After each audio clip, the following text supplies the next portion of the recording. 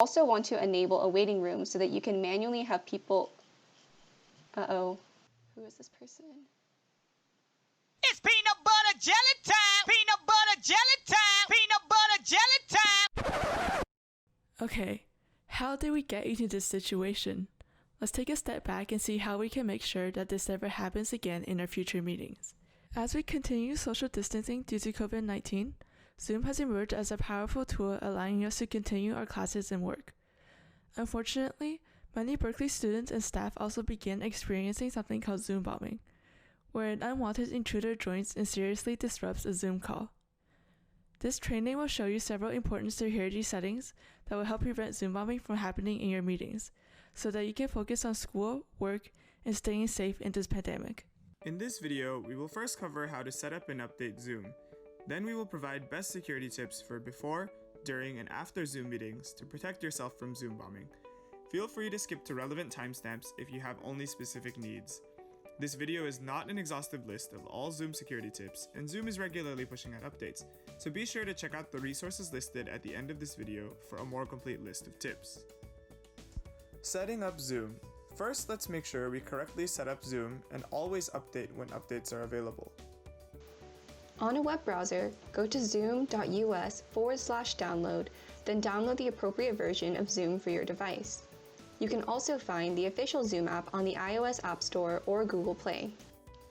To update Zoom, go to the drop-down menu under your profile, then click Check for Updates, which should say everything is up to date.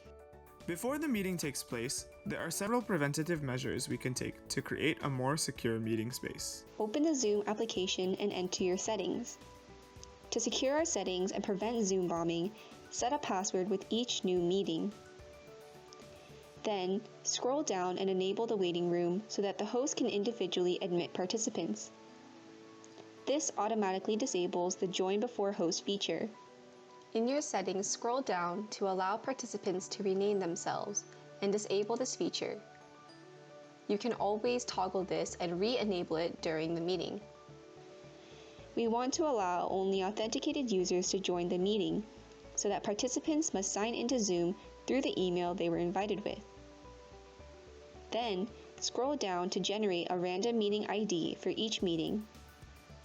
Avoid hosting public meetings with your personal meeting ID, as this is essentially one continuous meeting and participants can pop in and out frequently. Next, we should enable the Mute Participants Upon Entry feature to avoid disruptions during the meeting. As we scroll down further, disable private chat and disable file transfer to prevent unwanted content from entering the chat room. Finally, you want to control screen sharing so that no one can begin presenting unwanted content and disrupt your meeting. When scheduling the meeting, you want to set a trusted co-host to help manage the participants during your meeting. This is easily done at the bottom of the scheduler where you can enter the co-host's email, then click Save. During the meeting. In this section, we will cover best practices to carry out during Zoom meetings. As a meeting host, be sure to log on 10 or 15 minutes early to configure the last few settings.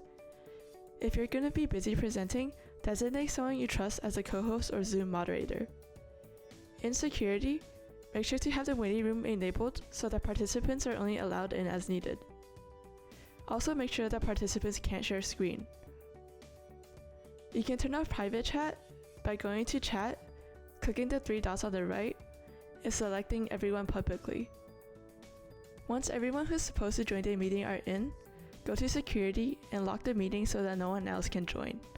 If needed, you can toggle between allowing participants to rename themselves. You can also rename a participant yourself. Go to Participants, select More on the participant you want to rename, click Rename, and enter an appropriate name.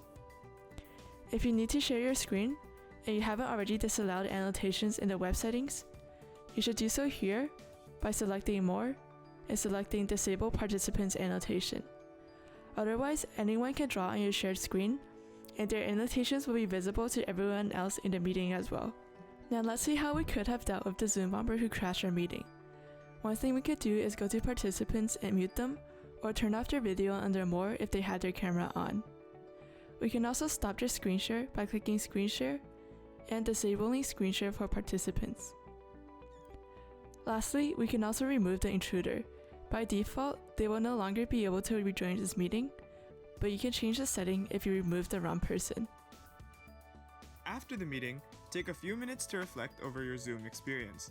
This is the time for you to figure out whether there's anything you would do differently for future meetings.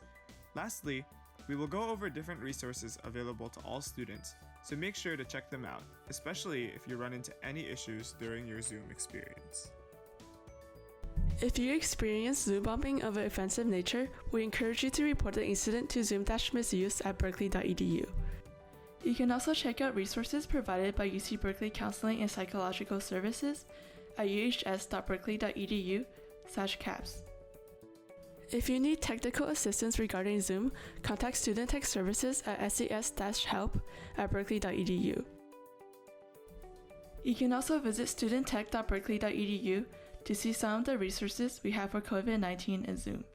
For a written list of Zoom security measures, go to security.berkeley.edu, then navigate to Resources, Cybersecurity and COVID-19, and scroll down to Settings for securing Zoom. Under Prevent Zoom Bombing, you can also find Zoom's detailed manual of best practices for securing Zoom meetings. Here is a summary of the resources we talked about. Feel free to pause the video to grab some of these links or check out our description below. Additionally, if you're a part of faculty, you can contact zoom-help@berkeley.edu for support, and for staff, contact telecom-zoom@berkeley.edu. Lastly, thank you for watching this video, and don't hesitate to reach out to us because we're always here to support you. Until next time, take care.